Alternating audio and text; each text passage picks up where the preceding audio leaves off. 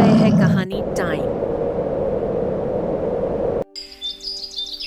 गांव के एक कोने में दो पड़ोसी रहते थे, रामू और श्याम। दोनों एक ही उम्र के, एक ही खेत वाले और एक ही स्कूल में पढ़े हुए। किस्मत भी दोनों की लगभग समान थी, लेकिन एक चीज थी जो उन्हें अलग करती थी, उनका नजरिया। रामू दिन रात मेहनत करता। वह खेत में काम करता, गाय भैंस का ध्यान रखता और जब समय मिलता तो शहर जाकर कुछ नया सीख आता। उसने अपने बेटे को भी पढ़ाई के लिए शहर भेज दिया। दूसरी ओर श्याम थोड़ा आलसी था। उसे रामू की तरक्की से जलन होती थी। वह कहता, रामू तो बस किस्मत वाला है, वरना मैं भी कम नहीं। एक दिन गांव में एक बड़ी पंचायत बैठी। गांव के बुजुर्गों ने फैसला किया कि इस साल सबसे अच्छा किसान चुना जाएगा और उसे इनाम मिलेगा। यह सुनकर श्याम के मन में जलन की आग और भड़क उठी। वह सोचने लगा, हर बार रामू ही क्यों? इस बार तो मैं उसे नीचा दिखाकर रहूंगा। श्याम ने बिना सोचे समझे नकली खाद और तेज रसायनों का प्रयोग करना शुरू कर दिया। उसने रामू को नीचा दिखाने के लिए जल्दी फसल उगाने की ठानी। इधर रामू ने परंपरागत और प्राकृतिक तरीकों से खेती की, जैसे वह हमेशा करता था। जब कटाई का समय आया तो श्याम की फसल पहले तैयार हुई। उसने सोचा अब वह इनाम पक्का जीत जाएगा, लेकिन हकीकत कुछ और थी। श्याम की फसल दिखने में अच्छी थी, लेकिन जमीन बंजर हो गई थी और अनाज खाने लायक नहीं था।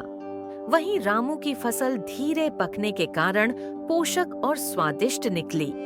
पंचायत ने सारे खेतों का निरीक्षण किया और तय किया कि रामू ही सबसे अच्छा किसान है।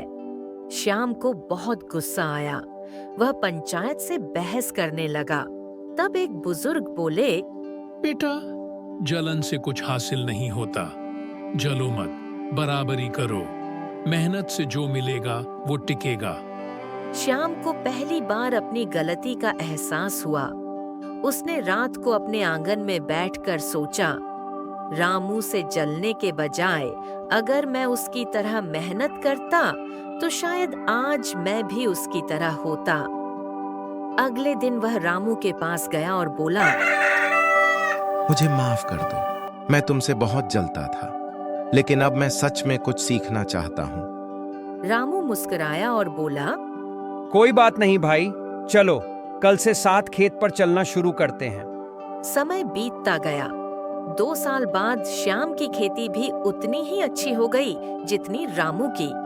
गांव में अब दोनों की मिसाल दी जाती थी। पंचायत के मंच से एक दिन घोषणा हुई, रामू और श्याम दोनों इस साल के सर्वश्रेष्ठ किसान हैं। सभा में तालियां बजीं।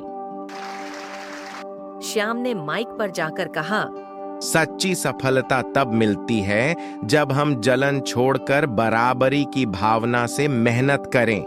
रामू ने मुझे सिखाया, जलो मत, बराबरी करो। कहानी से सीख। इस कहानी से हमें यह सीखने को मिलता है कि ईर्ष्या, जलन आत्मविकास में सबसे बड़ी बाधा होती है। यदि हम दूसरों से प्रेरणा लें और उनसे बराबरी करने का संकल्प लें, तो हम भी सफलता पा सकते हैं।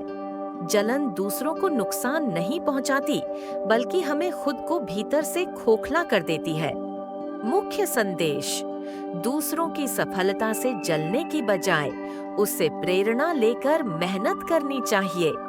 जलन आत्मविकास को रोकती है, जबकि बराबरी की भावना आगे बढ़ने का रास्ता खोलती है। इसी तरह की कहानी देखने के लिए हमारे चैनल को अभी सब्सक्राइब करें और घंटी के बटन को दबाना न भूलें।